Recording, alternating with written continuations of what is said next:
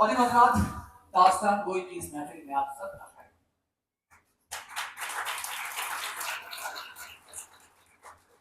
देखा ना कोहकन कोई फरहाद के बगैर आता नहीं है फन कोई उस्ताद के बगैर। अगर आज की महफिल में उस्तादों का नाम लेना शुरू कर दूं कोई बड़ी गुस्ताखी हुई, तो सबसे पहले मैं शुक्रिया अदा करना चाहता हूँ अपने फादर साहब, अपनी मम्मी, मेरे पहले उस्ताद। उन्होंने जिंदगी में मुझे हमेशा शुक्रिया अदा करना चाहता हूँ अपने भाई बहन, उन्होंने मुझे बहुत प्यार से पाला।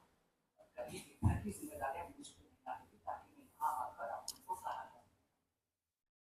उसके बाद मैं शुक्रिया अदा करना चाहता हूँ डॉक्टर एस पी रत्ना साहब का, रवि भाटी साहब का, रवि खुराना साहब का, जिन्होंने रंगमंच की दुनिया से मेरा ताल्लुक कराया।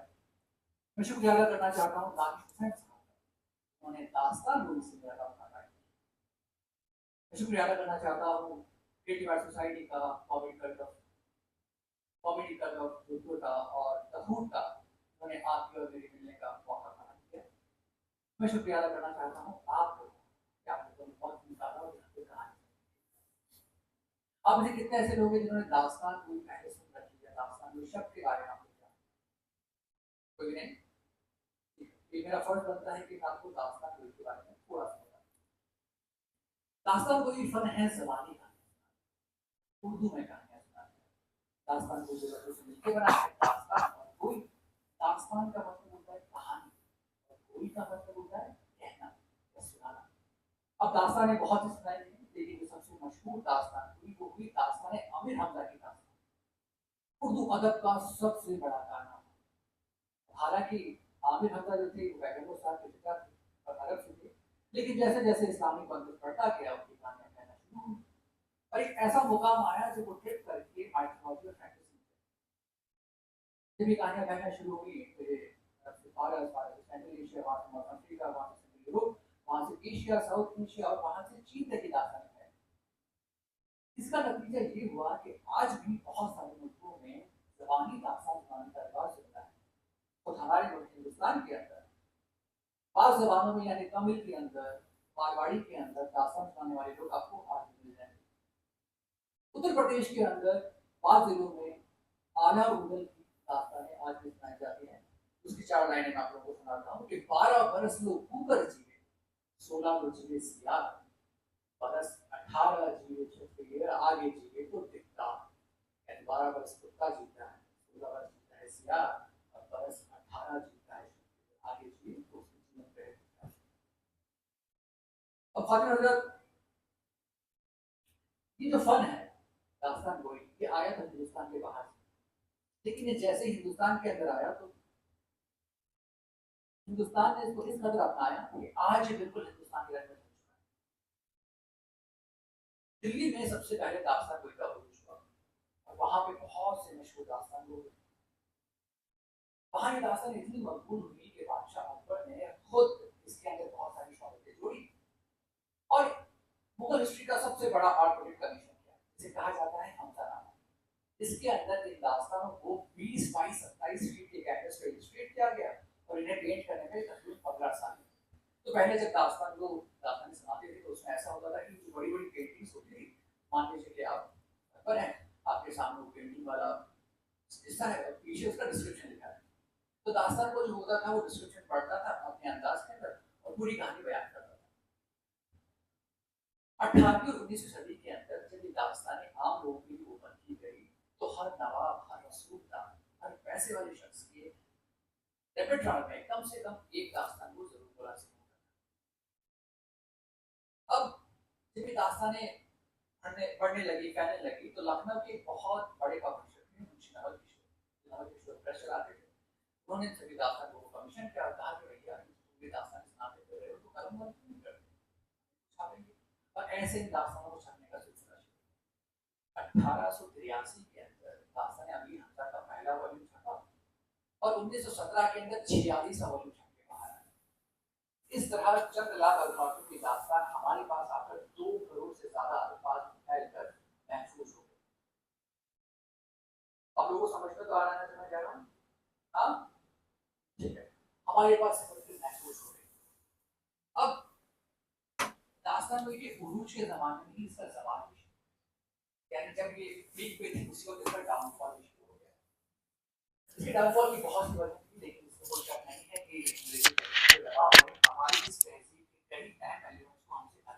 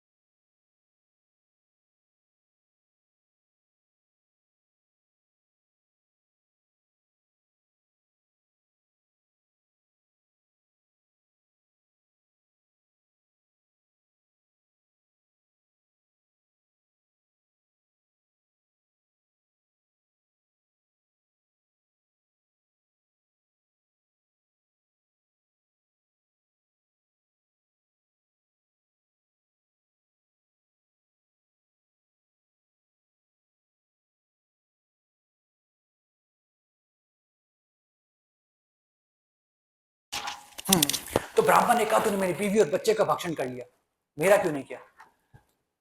तो काल ने कहा कि उनका वक्त हो चला, तुझे आज से 12 साल बाद हरिद्वार में गंगा तट के किनारे मगरमच्छ बन के तेरा भक्षण करूंगा, तब तक तू आजाद है।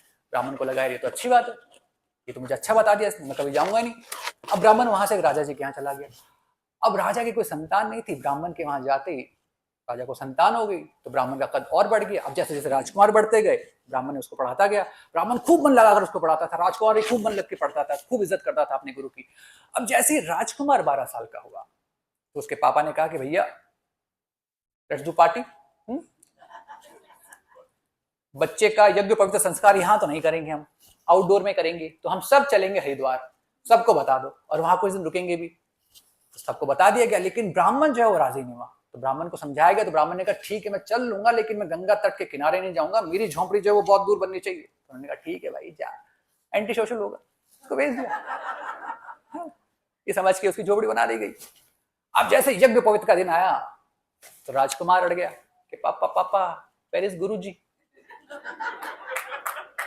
यू नो ना today is very important day for me. पापा ने कहा ठीक है भाई।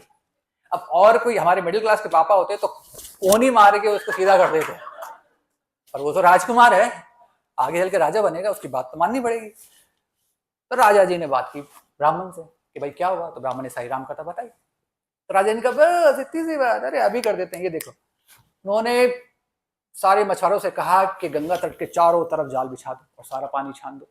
मछुआरों ने सारा पानी छान दिया और कहा कि राजा जी अब इसमें से मगरमच्छ तो क्या, एक छोटी मछली भी नहीं आ सकती। राजा जी ने कहा ठीक है। उन्होंने ब्राह्मण की तरफ देखा, ब्राह्मण ने कहा 2 step verification please.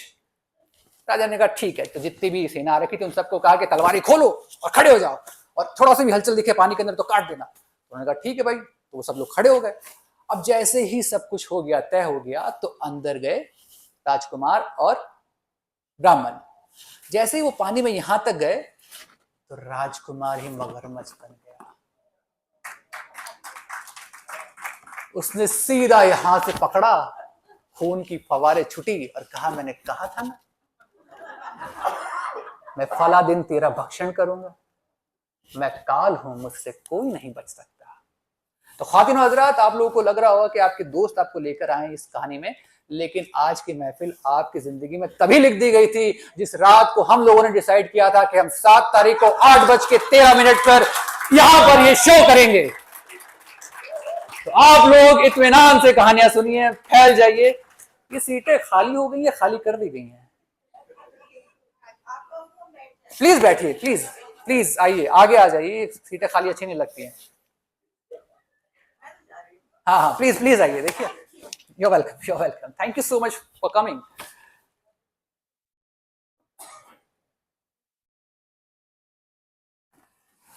You are fun.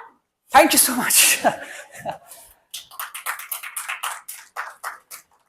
एक बार एक गांव रे मायने एक नई बीनणी पनीज नाई। अब उन रिसासु काम रे माते काम रे माते काम रे माते काम करार उन पूरा रड को काट दियो।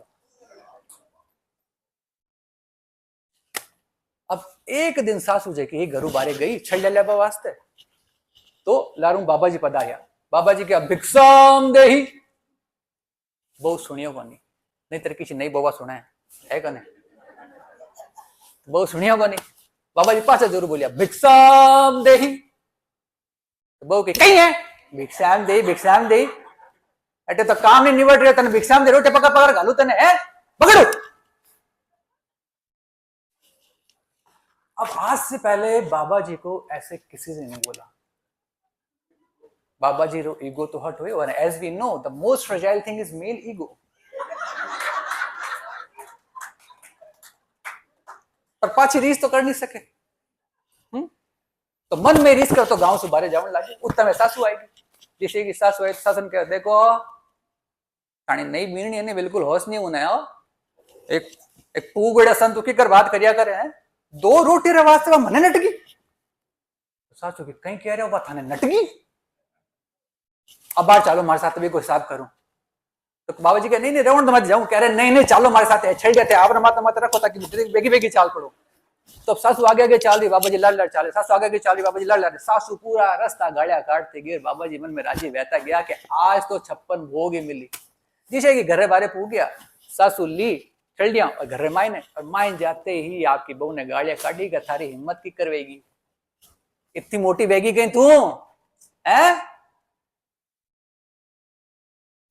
आप रे घरे किसी की नहीं कहीं तू है कौन, ए सारी हांका बारे बाबा जी सुनता, बाबा जी राजी होन क्या है भगवान, थारे घरे देर है अंधेर नहीं, वे हाथ धोर पग धोर बैठ गया। उत्तर में सासू बारे आई, सासू कह रहे बेटा क्या वास्ते हो, जा बैठे सू। बाबा जी की आप बात तो थे मन उठे क्या देते अटकन वास्ते लेना है। तो सासू के सुनो, घर्री मोटी मैं हूं, अगर कोई नटसी तो मैं नटसू, वाह नटन वाली। तो बाबा जी तो पाछो भी गांव का घिररी को नहीं देखा और वह चालता रहा। मजा आ रहा है आप लोगों को? चलो बजा सकते हैं तालियां, थोड़ी गर्मी आएगी, सर्दी हो गई।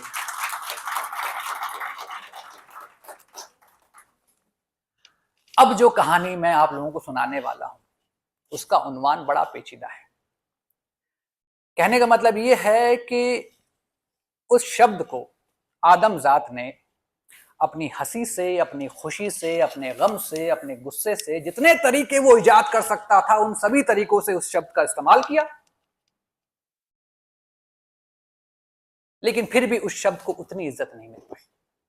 कभी तो ये शब्द क्यूट हो जाता है, कभी हो जाता है थूक कि आप मुंह में भी ना रखें, कभी ये गाली है तो कभी फैमिली। अगर किसी भी इमोशन को आपको एक्सट्रीम में इमोट करना हो तो ये शब्द आपकी आंखों के सामने से जरूर गुजरा होगा, लेकिन फिर भी इस शब्द की कोई इज्जत नहीं। ये शब्द इतना अंडरडॉग है कि ये सिचुएशन को समझाने के लिए भी हमारे पास यही शब्द है। तो पता चला आपको वो क्या शब्द है? वो शब्द है कुत्ते।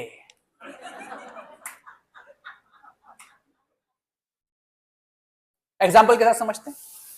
आपने किसी को बोला कमीने, मजा नहीं आया, कुत्ते कमीने, एक डेप्थ है, राइट? आप पार्टी करने जा रहे हैं दोस्तों के साथ, आपने कहा भूख लगी है, किसी ने तवज्जो नहीं दी, आपने कहा कुत्ते वाली भूख लगी है, राइट? तो हेड टर्न होते हैं कि हाँ भाई सीरियस मैटर है। आप कहते हैं मेन, कोई मजा नहीं, ऑल मेन आर डॉग्स, उस पे मजा आ जाता है ना? तो वैसे आदमियों की और कुत्तों की दोस्ती ज्यादा पुरानी नहीं है, बस 12,000 साल पुरानी है। उस वक्त क्या हुआ करता था कि सिर्फ दो ही ऐसे झुंड थे जो दिमाग लगा के शिकार करते थे, एक तो हम और दूसरे थे भेड़िए। अब भेड़िए जो है वो शिकार को थकाकर उसका शिकार करते थे, और हम लोग जो हैं पूरा प्लानिंग के साथ शिकार करते थे। अब एक रात क्या हुआ कि एक भेड़ियों के झुंड के अंदर नर भेड़ियों ने एक मादा भेड़िया के साथ साइड चिक वाला ट्रीटमेंट किया। ईगो तो लड़कियों में भी होता है। वो ऑफेंड हो गई, शी वाज लाइक मैं थारे पांव की जुत्ती ना, कि जद जी करे पैर ली और उतार ली, I am leaving your group, and she left the group. वो सीधी पहुंची आदमियों के पास, इंसानों के पास। उसने देखा, पहले ऑब्जर्व किया कि इंसान कैसे हैं, क्या है। उसको बहुत ऑब्जर्व करने के बाद पता चला कि बड़े फुद्दू हैं, कुछ भी नहीं है इनके अंदर। तो उसने अपनी बड़ी बड़ी गोल गोल आंखों के साथ, अपनी सूंघने की क्षमता के साथ और खतरे को पहले से भांप लेने की कला के साथ उसने सारे इंसानों को अपना गुलाम बना लिया।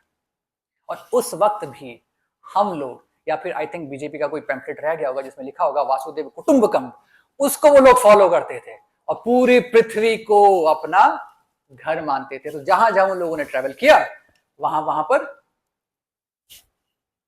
कुत्तों की नई प्रजातियां बनना शुरू हो गई। अब ये तो बताता है भैया हिस्ट्री, मतलब फैक्ट बताते हैं। माइथोलॉजी भी तो कुछ कहेगी ना। किसका फोन बजा? Okay, it's okay. शायद आपके काल में लिखा होगा ये काल, ठीक है। तो अब ये तो था फैक्ट, हिस्ट्री ने बताया। अब माइथोलॉजी का भी अपना टेक है। मैथोलॉजी भी कुछ कहना चाहती है। तो ये कहानी हमने ली है आनंद, आपको जाना है? ठीक है, पूछना चाहिए। तो ये कहानी हमने ली है आनंद रामायण से। उसके अंदर एक बार प्रभु श्री राम जो है दरबार के अंदर अपने मंत्रियों के साथ बैठे हुए थे, तो उतने में कुत्ते की रोने की आवाज आई बाहर से। तो उन्होंने दरबारी को कहा, दरबारी ने भगा दिया। दूसरे दिन कुत्ता फिर आ गया, फिर उसको भगा दिया। अब तीसरे दिन कुत्ता फिर आ गया। कुत्ता तो कुत्ता है, बहुत ही कुत्ता है, क्या कर सकता है। प्रभु श्री राम ने कहा, भैया क्या है, उसको पूछो तो सही। अब उस वक्त दरबारी जो है वो खैनी मसल रहा था, इसमें क्या रखना है और क्या हटाना है, इसमें लोग पीएचडी कर लेते हैं। उसने फटाफट खैनी मुंह में डाली और गया कुत्ते के पास और कहा, भैया तुम्हारे भाग खुल गए हैं, तो मैं प्रभु श्री राम ने अंदर बुलाया है। उसने कहा, मैं तो कुत्ता हूँ, मैं तो अंदर नहीं जा सकता, मैं तो अंदर क्या, मैं तो मंदिर में नहीं जा सकता, मैं शिवालय में नहीं जा सकता। कट द क्रैप, अंदर जाके क्या बोलूँ ये बताओ। उसने कहा, अगर आप प्रभु श्री राम को कहें कि वो खुद ही आ जाए। तो उसने कहा, अच्छा ज्यादा एम्बिशियस नहीं हो रहे हो तुम, लगता है तुम्हारे पर काटने पड़ेंगे। उसने कहा, पर तो नहीं, दुम है। उसने छड़प, वो अंदर गया। उसने प्रभु श्री राम को कहा। प्रभु श्री राम ने कहा, ठीक है भाई, वो सही बात कह रहा है, हमें जाना चाहिए कुत्ते के पास।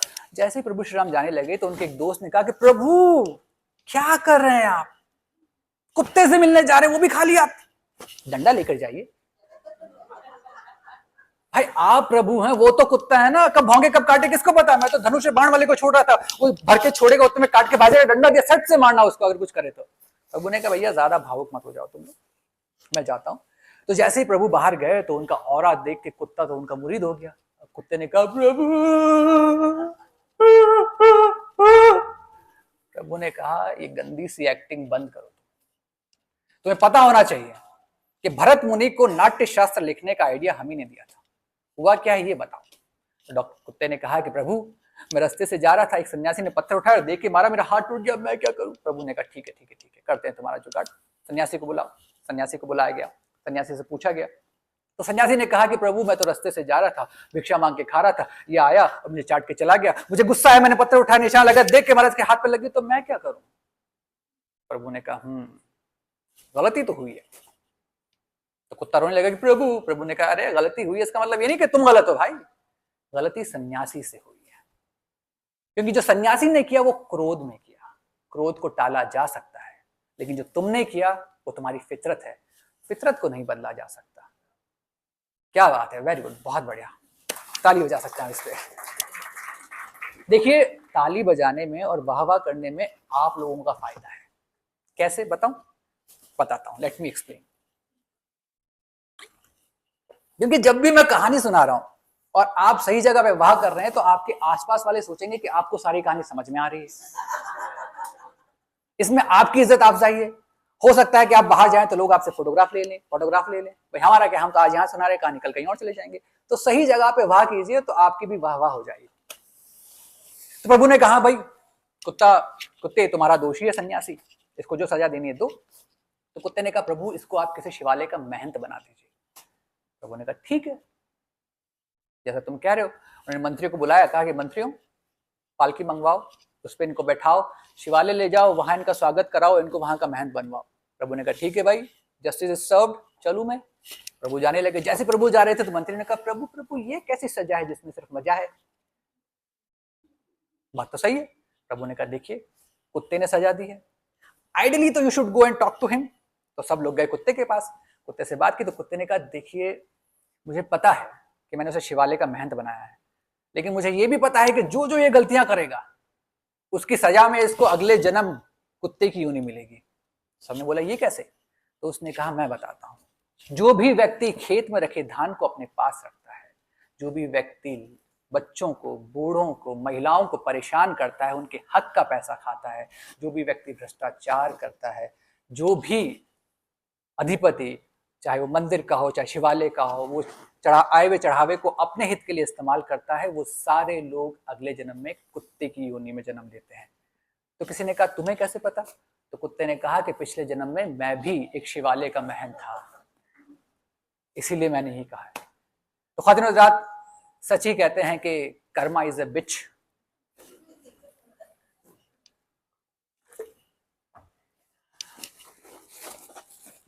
देखिए मुझे ये समझ में नहीं आता है कि हमने दो कहानियां सुनी, उसके अंदर ये तो बता दिया गया कि कुत्ते इस दुनिया में कैसे पैदा हो रहे हैं, कुत्तों ने हम लोगों से दोस्ती कैसे की, पर कुत्ते अभी क्या कर रहे हैं इंपॉर्टेंट है भाई। 12,000 साल के अंदर हम तो कर गए इवॉल्व। पहले हम भाला फेंकते थे, अब ब्रह्मोस फेंकते हैं, पर कुत्ते क्या कर रहे हैं? ये सारे सवालात लेकर मैं इल्मुल हैवानात के प्रोफेसरों के पास पहुंचा। मैंने सलोत्रियों से दरियाफ्त किया, मैं खुद सर खपाता रहा, लेकिन मुझे कभी समझ में ना आया कि आखिर कुत्तों का फायदा क्या है। अब गाय को लीजिए, वो दूध दे रही है। दूध क्या दे रही है? लोग उनके इश्क में कसीदे पढ़ रहे हैं, नज़में लिख रहे हैं। एक नज्म मुझे याद आ रही है, मैं आपको सुना देता हूँ। इस्माइल मेरेठी साहब की नज्म है कि रब का शुक्र अदा कर भाई, जिसने हमारी गाय बनाई, उस मालिक को क्यों ना पुकारे, जिसने पिलाई दूध की धारे। खाक को उसने सब्जा बनाया, उस सब्जे को गाय ने खाया। अब कल जो घास चरी थी बन में, दूध बनी अब गाय के थन में।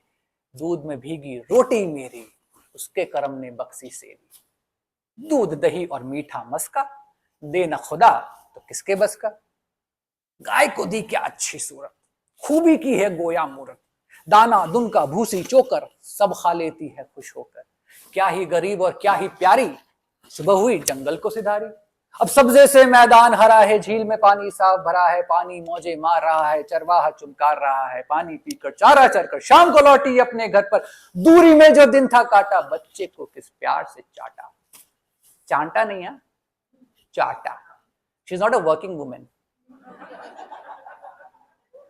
कि पहले घर में पिस रही है, फिर ऑफिस में जाके पिस रही है, फिर आके बच्चों को पीस रही है। She is having her life. जहां मन करता है वहां बैठती है, जहां मन करता है वहां उठ जाती है, क्योंकि गाय हमारे हक में है नेमत। दूध वो देती खा के बनस्बत, बछड़े उसके बैल बनाए जो खेती के काम में आए। तो रब की हमद और सना कर भाई, जिसने हमारी गाय बनाई। अब इसके बाद आती है बकरी। बकरी क्या कर रही है? दूध दे रही है, दूध के साथ मेंगनिया भी दे रही है, पोटी भी कर रही है, लेकिन इतनी पॉपुलर नहीं है ना आम जनता के बीच में। बेचारी कर तो बहुत रही, मर रही है, कट रही है, लेकिन उनके बारे में कोई कलम नहीं घिस रहा है। बस एक जगह कलम में घिसी जा रही है कि हाँ सर मटन, हाँ सर क्या भुना गोश्त, लाल गोश्त, फलाना गोश्त। बस इतनी ही कलमें घसी जा रही है उनके बारे में, उससे ज्यादा कलमें नहीं घस रहे हैं। उनको आप कंसिडर कर सकते हैं मिडिल चाइल्ड की तरह।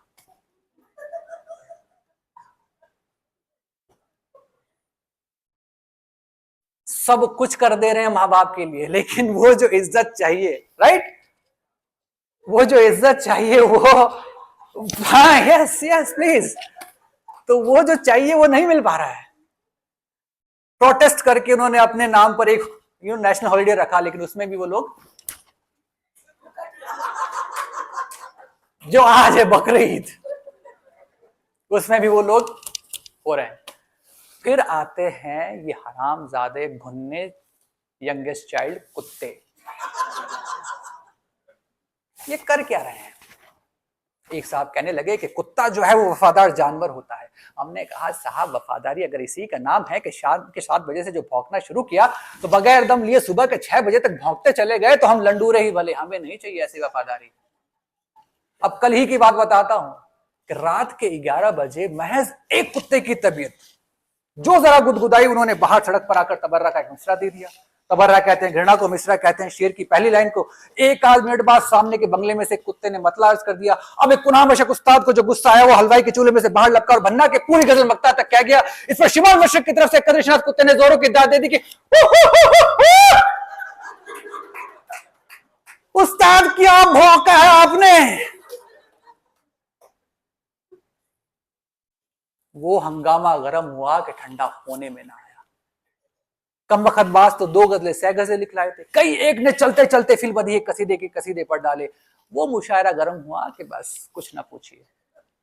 हमने खिड़की में से हजारों दफा ऑर्डर ऑर्डर पुकारा, लेकिन ऐसे मौकों पर प्रधान की भी कभी कोई नहीं सुनता। अब इनसे कोई जाकर पूछे कि भाई आपको ऐसा ही कोई जरूरी मुशायरा करना है तो कायलाना के किनारे खुली हवा में जाके तब आजमाई कीजिए। ये घरों के दरमियान आकर सोतों को सताना कौन सी शराफत। और शराफत की उम्मीद हम देसी कुत्तों से नहीं कर सकते, बड़े ही बदतमीज गलीच और लीचड़ साबित हो रहा है। अक्सर इनमें ऐसे कौम परस्त भी हैं जो चोरों को देखकर या मनचली मॉब को देखकर भौंकने लग जाते हैं, पर ये तो काफी हद तक काबिले तारीफ है। पर हम तारीफ करने के लिए इकट्ठे नहीं हुए, हम कर रहे हैं कुत्तों की बिचिंग, और उस बिचिंग में आप लोग भी मेरे साथ हैं। तो जितना भी कर्म आएगा वो ऐसे आएगा, और ज्यादा कर्मा नहीं है। मतलब ये समझिए कि कोई ऐसे ही कमरे में बैठ के आपकी भी कोई बिचिंग कर रहा होगा, और मुझे लगता है कि आप लोग बड़े हैं, तो अब तो आप लोगों को उस बिचिंग से डील करना आ ही गया होगा। इसके अलावा एक और बात है कि ये जो शो है, इसका इनविटेशन लेके मुझे साहब लोगों के बंगले पे जाने का इत्तेफाक हुआ। अब मैंने उनके कुत्तों में वो शाइस्तगी देखी, इतने नीट, इतने क्लीन, इतने प्यारे साफ सुथरे कि मैं तो डॉगू खुद को चटवा के वापस आया हूं। क्योंकि जो ही मैंने बंगले के अंदर दाखिल हुआ, कुत्ते ने दूर ऊपर से बालकनी में खड़े खड़े हल्के से कर दी और चुपचाप खड़ा हो गया। जैसे ही मैं 4 कदम अंदर गया, वो भी 4 कदम आगे आया और घूमकर वापस एक बार कर दी। भाई चौकीदारी की चौकीदारी हो गई, मौसीकी की मौसीकी। एक हमारे कुत्ते हैं, न राग न सुर न सर न पैर, बस तान पे तान लगाए जाते हैं बेताले कहीं के। ना मौका देख रहे हैं, ना वक्त पहचान रहे हैं, बस गलेबाजी किए जा रहे हैं। घमंड इस बात का है कि तानसेन जब छोटा था तो हमारी पीठ पे बैठ के म्यूजिक क्लास जाता था।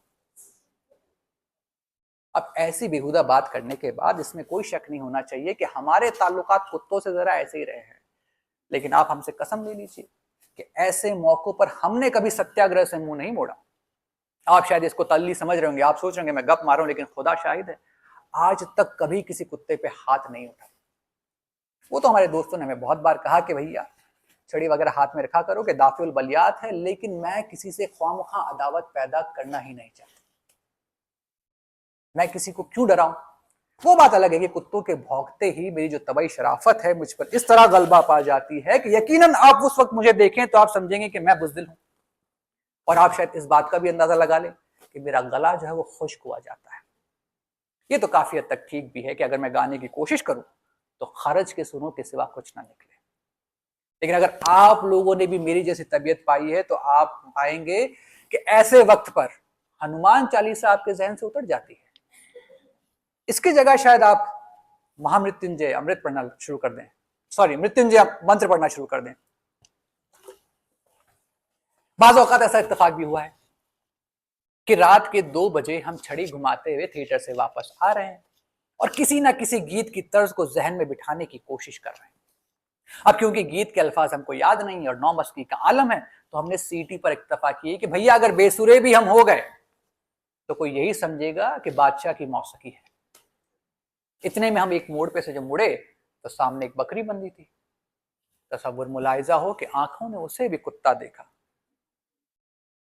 एक तो कुत्ता, ऊपर से बकरी जैसा दिखता, अरे हाय हाय हाय, सिंगल चाइल्ड,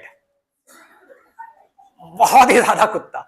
बस फिर क्या था, हाथ पांव फूल गए, छड़ी की गर्दिश धीमे होते होते निहायत नामुकुल जाविये पर हवा में कहीं ठहर गई। सीटी की मौसीकी भी थरथरा कर खामोश हो गई। लेकिन क्या मजाल जो हमारी गुलाब जामुन से चेहरे में कोई फर्क आया हो।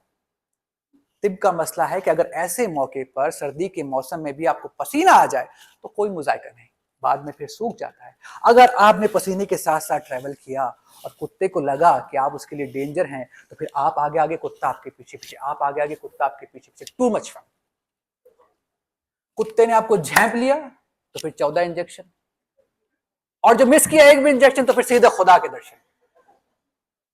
अब क्योंकि हम तबीयत से जरा मोहतात हैं, इसलिए आज तक कभी ऐसा इत्तेफाक नहीं हो, यानी कभी कुत्ते के काटने का इत्तेफाक नहीं हुआ, कभी हमें किसी कुत्ते ने नहीं काटा। अगर ऐसा सानिया कभी पेश आया होता तो आज इस स्टोरी टेलिंग की जगह मेरी प्रेयर मीटिंग हो रही होती और मेरे ग्रेवस्टोन पे लिखा होता कि इस कुत्ते की मिट्टी से भी कुत्ता घास पैदा हो। रेबीज का कोई इलाज नहीं है। अगर एक बार आप रेबीज की पकड़ में आ गए तो आप सचमुच में कुत्ते की मौत मरेंगे। आप भौंकते रहेंगे, आप हाइड्रोफोबिक हो जाएंगे और चले जाएंगे। लेकिन मैं अच्छा आदमी हूं, मेरी ग्रेव से अगर कुछ उगे तो कुत्ता घास उगे। कुत्ता घास जो है वो एक औषधि की तरह काम करती है। अगर आपको कोई जहरीला सांप काट ले तो आप उसको ले और रगड़े, तो कुछ देर के लिए आपकी लाइफ लाइन बढ़ जाएगी। पर ऐसा नहीं है कि आप उसको रगड़ते ही रहें, आखिर हमें है तो कुत्ता ही ना, थोड़ा सा रगड़े, डॉक्टर के पास जाएं। पर ये सिर्फ जहरीले सांपों के लिए है, आस्तीन के सांपों का कोई इलाज नहीं है। अब कहूं किससे मैं कि क्या है सगे रह बुरी बला है, अरे मुझे क्या बुरा था मरना जो एक बार होता। ख्वातीन हज़रात, जब तक इस दुनिया में कुत्ते मौजूद हैं और भौंकने पे मुसीर हैं, आप समझ लीजिए कि हम कब्र में पांव लटकाए हुए बैठे हैं। एक तो इनके भौंकने के उसूल बहुत निराले हैं, और फिर मुतादी मर्ज है लाइक स्प्रेडेबल डिजीज है लाइक कोविड, और फिर बच्चों बूढ़ों सभी को लाहिक है, यानी सभी को पार्टिसिपेट करना है इसमें। भाई मैं तो ये कहता हूं कि कभी कभी कोई भारी भरकम अफसंद यार कुत्ता टिबेटन मिस्टिक जैसा अपने रौब और दबदबे को कायम रखने के लिए भौंकना चाहे तो हम भी चारों नाचार कह दे कि भैया तू तो भौंक ही ले, पर इस वक्त उसको जंजीर से बंधा होना चाहिए। पर ये जो 2 रोजा सह रोजा 10-10 20-20 तोले के जो पिल्ले हैं, ये भौंकने से बाज क्यों नहीं आ रहे? भाई इतनी सी आवाज, इतना सा फेफड़ा, फिर उस पर इतना जोर लगा के भौंकते हैं कि आवाज की लर्जिश दुम तक पहुंचती है, और फिर भौंक रहे हैं वो चलती हुई मोटर के सामने आकर कि उसको रोक ही तो लेंगे। अब अगर ये खाकसार मोटर चला रहा हो तो हाथ कतन काम करने से इनकार कर दे, लेकिन हर कोई उनकी जान बख्शी कर देगा क्या? नहीं करेगा। देखिए, कुत्तों के भौंकने पे मुझे जो सबसे बड़ा एतराज क्या है वो मैं आपको बताता हूं कि इनकी आवाज जो है वो आपके सोचने के तमाम कुआ को मुअत्तल कर देती है, और हद तब हो जाती है जब एक दुकान के तख्ते के नीचे से उनका पूरा का पूरा खुफिया जलसा बाहर आकर तबलीग का काम शुरू कर दे। अब आप कहिए, ऐसे वक्त पे होश ठिकाने रह सकते हैं? बारी बारी सबकी तरफ मुतवज्जो होना पड़ता है, कुछ उनका शोर, कुछ हमारी सदा एहतिजाज, बेढंगी हरकत और सकनात, हरकत उनकी सकनात हमारी। बहर सूरत, कुत्तों की ये परले दर्जे की नाइंसाफी मेरे नजदीक हमेशा काबिल नफरत रही है। मैं तो ये भी कहता हूं कि शराफत के साथ उनका एक कुत्ता आकर मुझको कह दे कि आली जनाब कहां जा रहे हैं, रोड तो बंद है, तो मैं बिना चूरो चरा के वापस लौट जाऊं। ऐसा पहली बार नहीं हुआ है, मैंने कुत्तों की दरख्वास्त पे कई रातें सड़कें नापने में गुजारी है, लेकिन यूं मुत्तफिका व मुत्तहिदा तौर पर सीधा जोरी करना एक कमीना हरकत है। अब कराइने कराम की खिदमत में अर्ज कर रहा हूं, यानी पढ़े लिखे लोगों की खिदमत में अर्ज कर रहा हूं कि आप जब यहां से बाहर जाएं तो भूल कर भी अपने दोस्तों से इस किस्से का जिक्र ना करें। होगा ये कि अगर किसी कुत्ते ने सुन लिया, जो वो सुन लेंगे, है ना, तो उसको लगेगा कि मालिक और मालिक के दोस्त किसी एसी वाले कमरे में बैठ के हमारी खूब बिचिंग करते हैं और हंसते हैं। तो मैं किसी का दिल नहीं दुखाना चाहता। खुदा ने हर कौम में, सर बस 20 मिनट और, आप लोग परेशान हो गए मुझे लग रहा है, बस 20 मिनट। खुदा ने हर कौम में नेक अफराद भी पैदा किए हैं, और कुत्ते इस कुलिये से मुत्सना नहीं। आप लोगों ने खुदा तरस कुत्ता जरूर देखा होगा, अमूमन उसके जिस्म पर तपस्या के असरात जाहिर होते हैं, चलता है तो इस मुस्किनी और इसके साथ कि गोया बारे गुनाह का एहसास आंख नहीं उठाने देता। दुम अक्सर उसकी पैरों के पेट के साथ लगी रहती है, और गौर व फिक्र के लिए सड़क के बीचों बीच लेट जाता है। शक्ल बिल्कुल फिलोसफरों सी, और शजरा देव जौज कलबी से मिलता है। अब मेरे उस्ताद ने मुझे कहा था कि बेटा, एक अच्छा दास्तान को वो है जो कहानी को बीच में रोक दे और किसी ऐसी चीज का बखान करे जिसका जिक्र कहानी में हुआ। तो क्योंकि आप मुझे भले लोग लग रहे हैं, तो एक कहानी आपके लिए बोनस। तो डीजे के बारे में अगर हम ना कहें तो ये बड़ी नाइंसाफी होगी। डीजे के दिलो दिमाग से रोशन शख्स अरस्तु और सिकंदर आजम के जमाने में पैदा हुए। उनके पास कुछ नहीं था, फकीर थे, बस एक कुत्ता था, एक प्याला था, फटे कपड़े थे, और एक टब था जिसमें वो शहर के बाहर रहते थे। अब डीजे के सुबह सुबह एथेंसी गलियों में घूम रहे हैं चिराग लेके, तो किसी ने पूछा कि उस्ताद क्या कर रहे हैं आप? तो उन्होंने कहा कि मैं आदमियों के हुजूम में इंसान तलाश कर रहा हूं। उस वक्त अरस्तु ने अपना फलसफा दिया था कि इंसान वो होता है जो 2 कदमों पे चलता है, उसकी कमर सीधी होती है। जब ये बात डीजे को पता चली तो उनके पास कुत्ता तो था ही, उन्होंने मुर्गा उठाया और सीधे चले गए अरस्तु के पास। अरस्तु उस वक्त नदी किनारे पेड़ के नीचे अपने स्टूडेंट्स को ज्ञान दे रहे थे। तो उन्होंने कहा भैया होल्ड। उन्होंने मुर्गे को नीचे रखा, उसके पांव पे पांव रखा, उसकी गर्दन पकड़ी, सीधा खड़ा किया, बोला कि अब ये भी आदमी के हुजूम में शामिल हो सकता है। वहां मौजूद हर शख्स हंसने लगा। अरस्तु भी हंसा। जब ये बात सिकंदर आजम को पता चली तो सिकंदर आजम ने डीजे से मिलने की इच्छा जाहिर की। अब उस वक्त डीजे के जो है धूप का आनंद ले रहे थे अपने टूटे हुए टब में, सिकंदर आजम सामने आ गए। अब सिकंदर आजम ने कहा कि उस्ताद, मैं सिकंदर आजम आपकी खिदमत में हाजिर हुआ हूं, बताइए मैं आपके लिए क्या कर सकता हूं। तो उस्ताद ने कहा कि ख्वाहिशों का गुलाम बादशाह एक आजाद शख्स की क्या मदद कर सकता है। तो सिकंदर आजम ने कहा कि यार उस्ताद तो खामखा छोल रहे हैं, ऐसा तो कुछ कहा भी नहीं मैंने। तो सिकंदर आजम ने वापस एक और स्लो बॉल डालते हुए कहा कि उस्ताद, अगर मुझे ये मौका मिलता कि मुझे चॉइस मिलती कि मैं क्या बन के पैदा हूं, तो मैं हमेशा डीजे के बन के पैदा होता। तो डीजे के ने आंख खोली और कहा कि बस डाल दी स्लो बॉल। उन्होंने कहा कि अगर मुझे 1000 बार भी ये मौका मिले तो मैं डीजे के बन के पैदा हूं, सिकंदर आजम बन के कभी ना पैदा हूं। तो सिकंदर आजम ने कहा कि ठीक है भाई, अब उस्ताद जो है थोड़े से अलग मिजाज के हैं।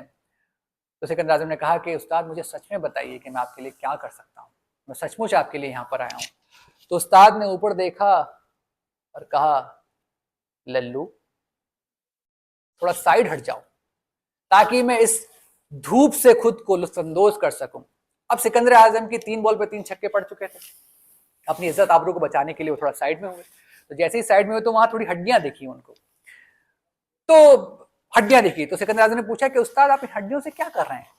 तो उस्ताद ने कहा कि इन हड्डियों में मैं तुम्हारे बाप दादाओं को तलाश रहा हूं, पर मुझे समझ ही नहीं आता कि इसमें से बादशाह कौन से हैं और गुलाम कौन से हैं।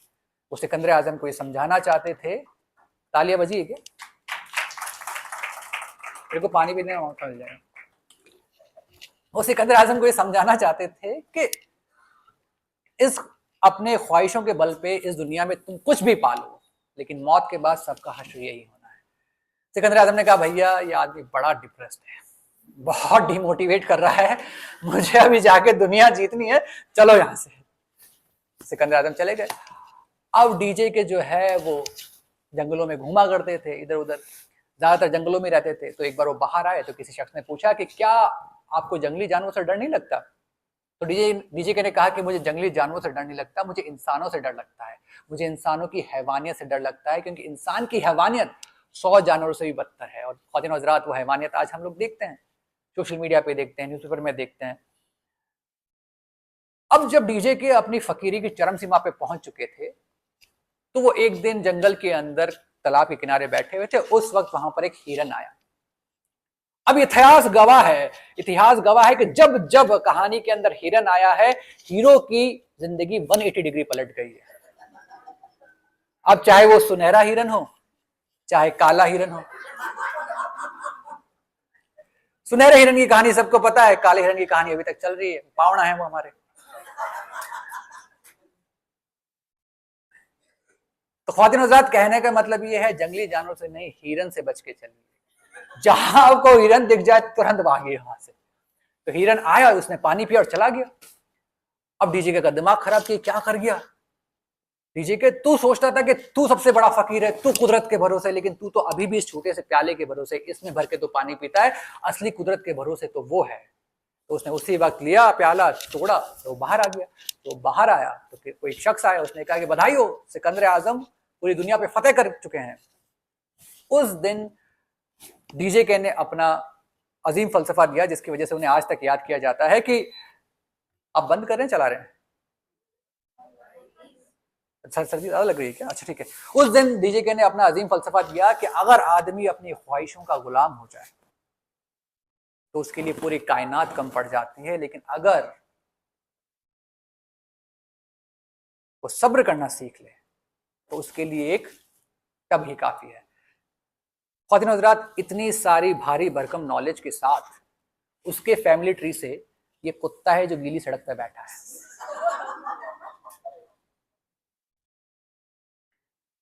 अब किसी गाड़ी वाले ने मुतवातिर बिगुल बजाया, लोगों से कहलवाया कि भैया हटाओ इसको, खुद 10-12 दफे आवाजें दी कि भाई हट जा। तो अपनी सुर्ख मकबूर आंखों को खोला और सूरत हाल का जायजा लिया और फिर आंखें बंद कर ली। अब किसी ने एक चाबुक लगा दी तो उठे और थोड़ी दूर जाकर बैठ गए।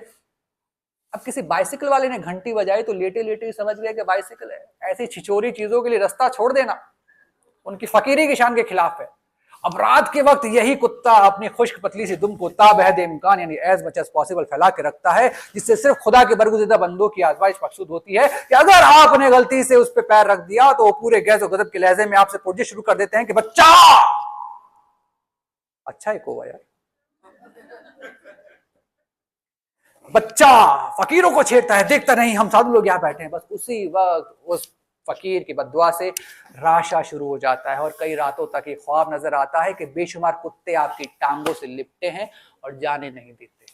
आंख खुलती है तो समझ में आता है कि पांव चारपाई के अदवान में फंसा था।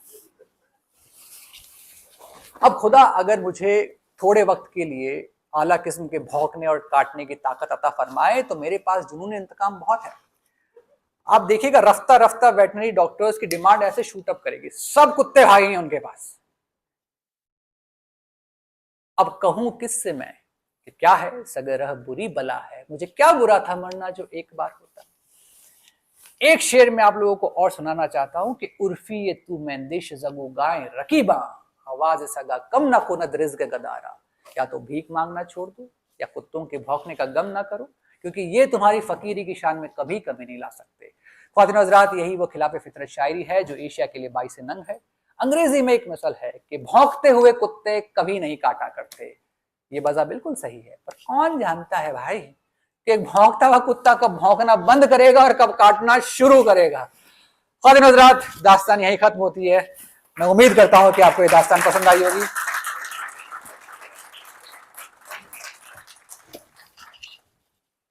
एक कहानी सुनाता हूं आपको, बड़ी मजेदार है। कहानी का नाम है एक लुगाई तीन सगाई। अब एक गांव के अंदर एक बहुत खूबसूरत लड़की का जन्म हुआ और उसको देखने के लिए आसपास के सारे लोग आए। किसी ने उसके बाप को पटाकर अपनी सगाई कहीं और करवा ली, किसी ने उसकी माँ को पटा के सगाई कहीं और करवा ली, किसी ने उसके भाई को पटा के सगाई कहीं और करवा ली। अब जैसे ही शादी का दिन आया तो तीनों के तीनों दूल्हे आए। जैसे तीनों के तीनों दूल्हे आए तो लड़की मर गई। अब लड़की मर गई तो उसकी अर्थी लेके वो गए शमशान घाट। अब जैसे ही उसकी चिता को आग लगाने वाले थे तो एक ओवर एंथो जो दूल्हा था उसने कहा नहीं, मैंने इससे बहुत प्यार किया, ये मर गई, अब मैं भी इसके साथ मरूंगा। वो जैसे चिता पे जाके बैठा, लोगों ने आग लगाई, वो दोनों मर गए। दूसरा था, उसने कहा कि मैंने इससे बहुत प्यार किया, अब मेरी जिंदगी में कुछ नहीं बचा है, तो जितनी जिंदगी है वो सारी मैं भगवान के नाम करूंगा। वो सन्यासी बन गया। अब तीसरे ने कहा कि भैया बहुत ज्यादा कर दिया इन लोगों ने, कुछ बचा नहीं हमारे पास, तो अपन यहीं रहेंगे, कुछ नहीं जाएंगे। अगर घर जाएंगे तो दोस्त छेड़ेंगे कि भाई लुगाई लेने गया था, आगे लुगाई। तो उसने वहीं पे अपना झोंपड़ी बना ली। अब जो सन्यासी था वो जगह जगह भीख मांगता था, भिक्षा मांगता था सॉरी। तो एक बार वो एक ब्राह्मण के घर पे पहुंचा तो उसको अंदर से बच्चे की रोने की आवाज आई। तो उसने ऊपर करके देखा तो उसकी माँ जो थी बच्चे की, वो कपड़ों को धोते धोते उसने बेटे को धोना शुरू कर दिया और उसको वहीं पे उसका कचुम्बर निकाल दिया। ये सब देख के सन्यासी डर गया, वो भागा वहां से। वो जैसे ही भागा तो ब्राह्मण सामने से आया। ब्राह्मण ने कहा तुम मेरे घर से आ रहे हो, कुछ लेके क्यों नहीं आ रहे? उसने कहा वो ब्राह्मण का घर नहीं है, वो कसाई का घर है, वहां भी अभी एक औरत ने बच्चे को मार दिया। तो उसने कहा बस इतनी सी बात, छोटी सी बात, चलो अभी जिंदा करता हूँ बच्चे को। वहां पे गए, उसने मंत्र पढ़ा, पानी डाला, लड़का जिंदा हो गया। सन्यासी ने कहा यार ये तो अच्छी बात है, अगर तुम्हें मुझे कुछ भिक्षा ही देनी है तो ये शिक्षा दीक्षा में दे दो। ब्राह्मण ने कहा ठीक है भाई। उसने वो सिखाई, वो सब सीख के वो सीधा गया शमशान, पानी लिया, पढ़ा, मारा, लड़की जिंदा हो गई। साथ साथ में वो लड़का भी जिंदा हो गया। तीसरा लड़का वहां था ही। तीनों लड़ने लगे, मेरी लुगाई मेरी लुगाई मेरी लुगाई। वहां से पंडित जी जा रहे थे। पंडित जी ने कहा भाई क्या हो गया? कि साहब ये बात है। उन्होंने कहा ठीक है, मैं करता हूँ आप लोगों का रिजल्ट, अगर सुनोगे तो ठीक है। उन्होंने कहा ठीक है भाई। पंडित जी ने कहा कि देखो जो इसके साथ इस चिता से पैदा हुआ है वो तो इसका भाई हुआ, लड़की उसको नहीं मिलेगी। जिसने इसको जिंदा किया वो उसके पिता हुए, लड़की उसको भी नहीं मिलेगी। जिसने कुछ नहीं किया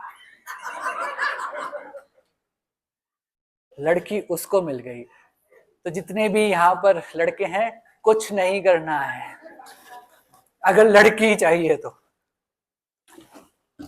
एक छोटी सी स्टोरी और सुनाता हूं, फिर हम इसको वाइंड अप करेंगे।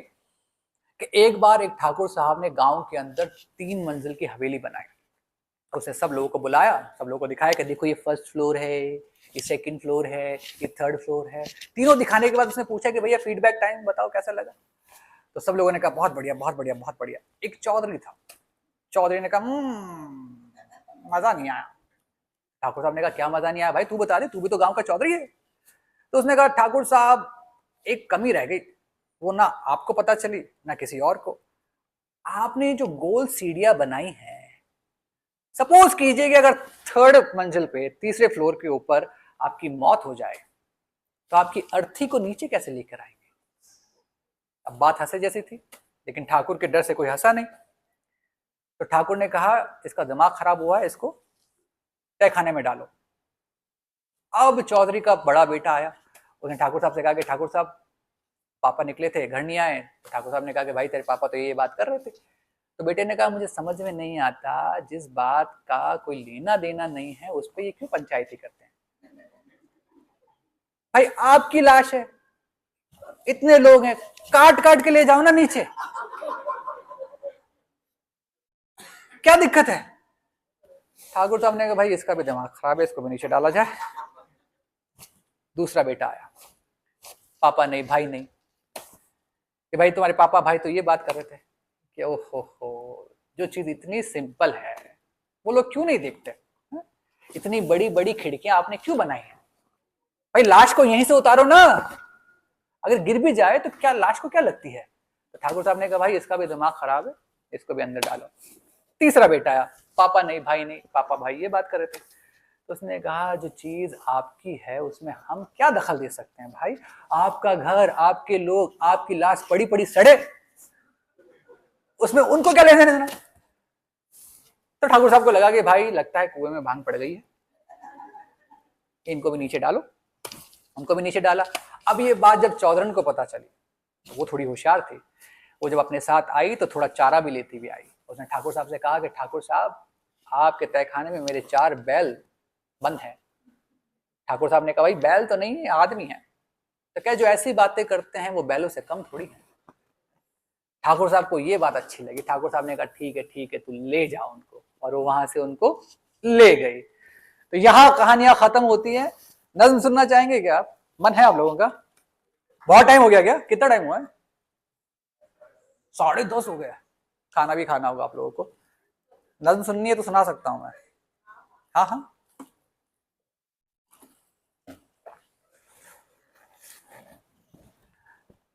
ये नज्म आप जा रहे हैं 2 मिनट, ओनली 2 मिनट्स।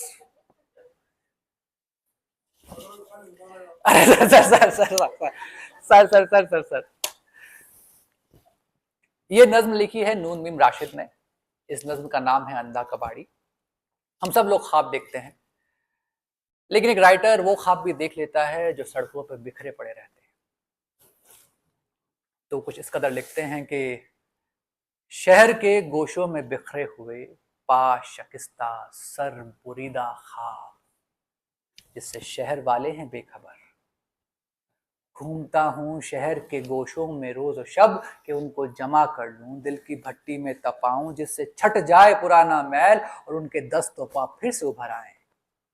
चमक उठे लबो रुखसार और गर्दन, जैसे नौ आरास्ता दुल्हों के दिल की हसरतें। उन ख्वाबों को फिर से कोई समत राह मिले।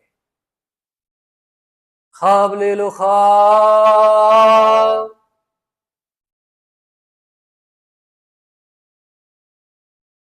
ख्वाब असली है कि नकली, यूं परखते हैं जैसे उनसे बढ़कर ख्वाबदा कोई ना हो। ख्वाबगर मैं भी नहीं, सूरत गर सानी हूं, बस मेरी मईशत का सहारा ख्वाब है। शाम होती है मैं फिर लगाता हूं सदा, मुफ्त ले लो मुफ्त ये सोने के ख्वाब।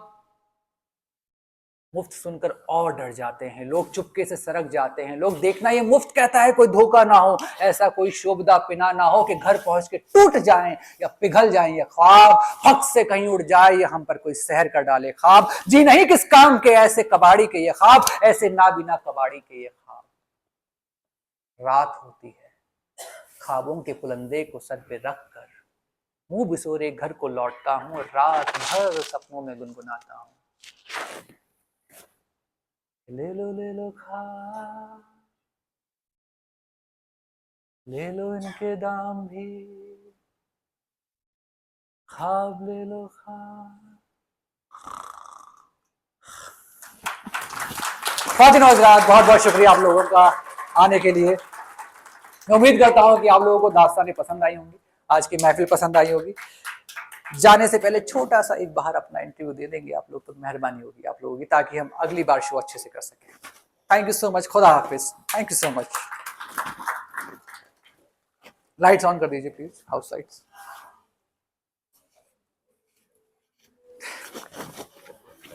और थैंक यू सो आज मच, भाग भाग खाया तुमने। Thank you so much, thank you so much, thank you so much.